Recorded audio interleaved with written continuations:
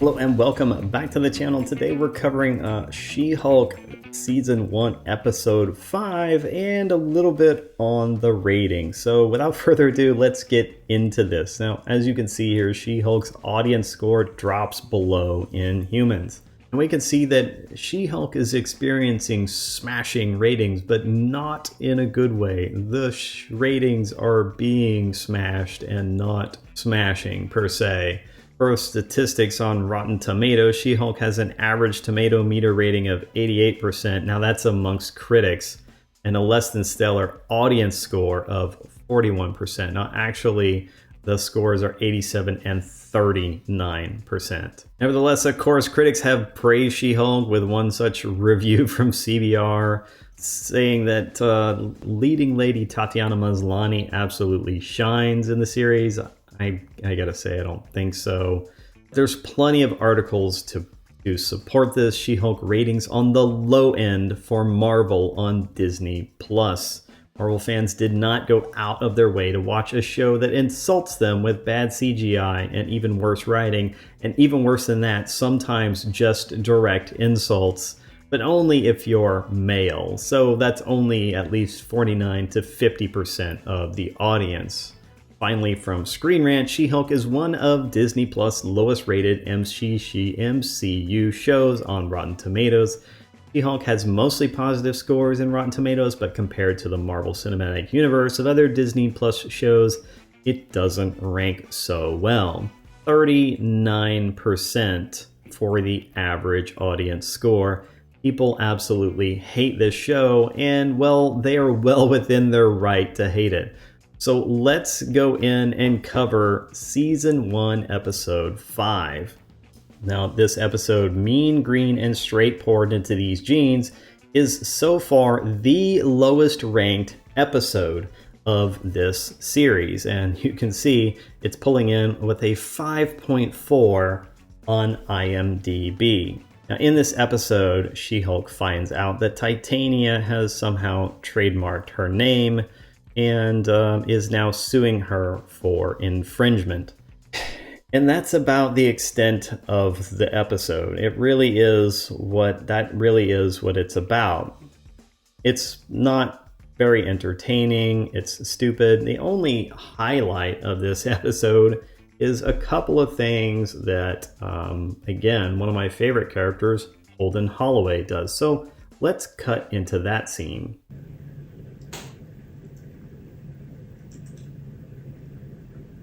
Everything all right, sir? No. Why did I pass a billboard on Santa Monica Boulevard today advertising a She-Hulk Booty Boost smoothie? Oh, so that's not actually me. So the name She-Hulk was never really mine officially. Everyone in the media just started calling me that, but now this incredibly awful, slightly superpowered woman, Titania. Yeah, I'm gonna stop you because none of that's working. Oh, okay. So I love that. This is perfect Holden Holloway character. This is why I love this character, because he's actually remarkably consistent. He doesn't care about your bullshit. He doesn't care about your issues, your little stuff. He just cares about basically what you are there to provide him, and that's it. You are there to provide a service or perform a role or perform a job of some sort, and that's really all he cares about. GLK&H made She-Hulk the face of our superhuman law division, and now we find ourselves in the middle of a frivolous lawsuit. No one hires a firm that can't handle its own messes. I think that's just bang on. No one hires a firm that can't handle its own messes. This single line conveys a lot. This is why I think this is probably one of the best written characters with some of the best dialogue in the entire show. Now we know who the writers can actually write, and that seems to be Holden Holloway. But that seems to also be about it. A lot of the other characters just suck. They don't do anything. They're inconsistent. They're all over the place. We don't know who they are. This is the only character that is properly developed in this entire show at this point, in my opinion. He often says interesting little things like this. He doesn't come right out and tell She-Hulk, hey, you need to get your shit straight or else you're fired. He doesn't have to. He says, no one hires a firm that can't handle its own mess. And that's it. Everything has been conveyed. She-Hulk knows her job is on the line. She knows she's screwed up. She knows that she needs to get on top of this. She knows that she has to clean this mess up or she's gone. Everything has been clearly communicated. She-Hulk is a brand, and She-Hulk is what they hired. They hired that brand. And the fact that, well, Jen Walters did not do a good enough job of protecting her own brand, regardless of what she thinks of that name, is definitely a risk for her now. And look, if she doesn't straighten it up, she's gone. That's all there is to it. But you can like or dislike this character, but personally, I like him because he's the only character there is to like in the show. Really. He's the only character that is, well, even remotely developed. And I wouldn't say he's been greatly developed, but at least he's consistent and he's been well expanded upon. I am going to fix this, sir. No, it won't. Well, I'm surprised and relieved you aren't foolish enough to try to represent yourself. At least you know that basic rule. So again, just the laugh there from Holden, the chuckle with the "no, you're not." Again, it's perfect, and the character knows that, you know, she shouldn't be trying to represent herself. She should be leveraging the law firm that she works at to absolutely crush this nuisance suit and just get it taken care of. Let's get this thing done and dusted and move on. What is being conveyed here is that they are a huge, powerful law firm, and this nobody is being a nuisance. Why the hell have they even allowed this to go on this long? The rest of the show is filled with things like this. This is Nikki and Pug trying to, I don't know, get in touch with, and this is the strange part, someone who can make a proper suit for She-Hulk so that she looks good. And again, so this has kind of been a running thing where they've said she needed a new wardrobe. You've seen this referenced in a couple of the episodes now. So it's kind of a running thing, but also it's kind of presented then like that she really needs one here now because of, you know, this lawsuit, and that she still doesn't actually get the suit until after the lawsuit. I don't know. It just, look at this. I just don't fucking care. It's so convoluted. It just doesn't fucking matter. And this is like the only other thing going on in this episode is Nikki and Pug running around trying to get in touch with, you know, this suit person. This one. Thank you. This is a waste of my time and my talents. Please get out. Okay, but she needs a suit that's going to fit her both as Jen and as She-Hulk. Something that would require a lot of talent. Can you go ahead and show her?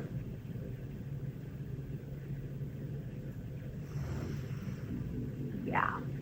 All the way down. Small. Impish. Large. Too big. Do you think you could design a suit that would adapt to both of my bodies? I mean, come on, have you ever done a Hulk before? This is huge. Tinsley, order extra bolts of the stretch wool. We're going to need a lot of fabric.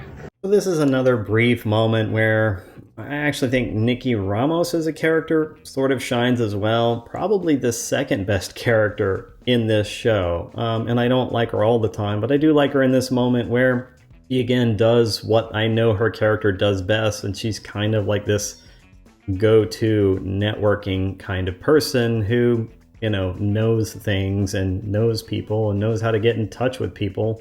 I don't know, this is just whatever. This is her skill. She's supposed to be a paralegal, so I don't know if this is really a paralegal skill, but yeah, she is sort of like this go-to person for Jen in all sorts of situations. And in this case, she actually manages to talk her way in the first place into meeting this guy by buying a bunch of, well, crazy stuff from the previous person, a bunch of Avengers gear. Avengers t-shirt. This says Avengers. You don't like Avengers? I got Avengers. Oh, with an I. And then after she actually gets the meeting with this guy, he's not too hip because he doesn't actually know who She-Hulk is, which again kind of makes no sense to me that he wouldn't know who she is. She is pretty famous, or supposed to be famous at this point in time, so whatever. I don't know. I don't know. I just don't buy that storyline. In any case, she kind of, you see, is smooth about it and talks her way in and gets this guy to see things from her perspective and convinces him that he needs to make a suit for She-Hulk. Now, do we ever get to see this suit? Not in this episode. Hopefully in the next episode. The only other thing that we get from this episode is this little gem here. Hello? Left out in the open. Tinsley, does client confidentiality mean nothing to you? As we can see, this is Daredevil's helmet. Obviously, this is from the gold or the yellow suit, whatever you want to call it. So that question has been resolved. We will see Daredevil. We will see him in the yellow suit. Okay, this show definitely has even made a comment on how much they rely on cameos from characters, and they're actually it's one of the rare cases of honesty from the show that is sort of all they rely on in each show. It's things like, nothing happens in the episode. She-Hulk doesn't need to be She-Hulk in the episode. She does know She-Hulk things. She's wildly inconsistent in her character. And then, here's a cameo from someone. For example, cameo from Mark Ruffalo as the Incredible Hulk in episode 1. Episode 2 also has the Hulk again and has, Emil Blonsky as Abomination. That's it. The next show we have, again, Tim Roth as Emil Blonsky and Abomination. And of course, this terrible cameo by Megan Thee Stallion, which, this didn't even need to be in there, but whatever. And then, of course, also Wong in this episode. And then in the next episode, Is This Not Real Magic? Again, we have, a cameo from Wong for something that he should have been able to handle on his own if he's even the most basic of sorcerer, much less the Sorcerer Supreme. Finally, we don't get a real cameo in this one. I guess that's what we're going to get in this next one, because we can see a picture of Daredevil here, but mean green straight poured into these jeans. Yeah, that's the trademark episode. Not much happens. We get a cameo of a mask for another character, and that's about it. Show's not entertaining. Show's not funny. Show's not good. There were a couple of moments that I pointed out that I enjoyed, and on the whole, I actually enjoyed this episode more than the last episode, because honestly, for episode 4, why is Wong even there? Why does he even need to seek She-Hulk's help for this conjured up situation? It's even more implausible than this episode that we just got. But that's the kind of writing and excellent storytelling that we've come to expect from She-Hulk. So that's She-Hulk episode 5. But let me know your thoughts in the comments below. In the meantime, if you want to continue to smash the narrative, then smash the like, subscribe, and share buttons. And I'll see you in the next video. Have a great day.